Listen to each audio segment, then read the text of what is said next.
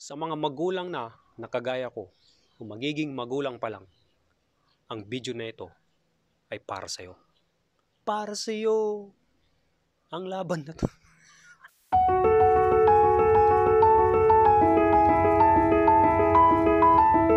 Alam nyo, darating ang araw na hindi na tayo kailangan ng mga anak natin sa mga panahon at oras na kailangan nilang kumain. Balang araw, hindi na sila matutulog sa mga kwarto natin. Hindi na rin natin sila makakatabi sa pagtulog dahil mas pipiliin na nilang mapag-isa sa sarili nilang kwarto. Balang araw, hindi na nila tayo kailangan para sila ay makatulog ng mahimbing.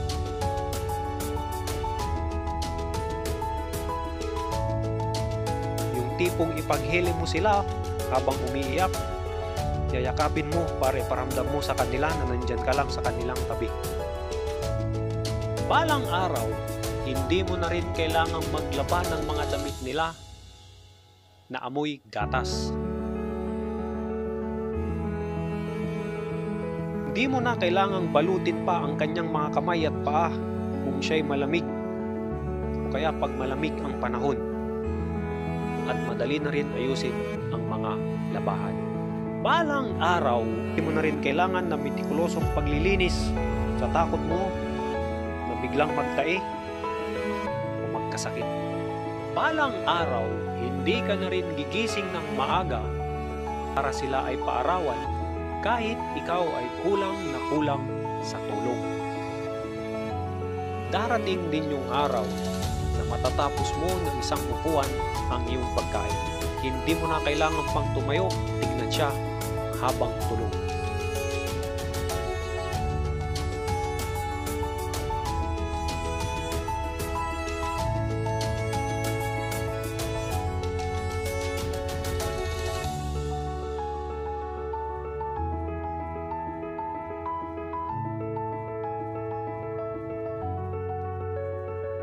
At balang araw, magiging alaala na lang ang lahat ng kanyang pagiging pagkabata, ang iyong pagpupuyat, ang iyong sakripisyo ay magiging makatarungan.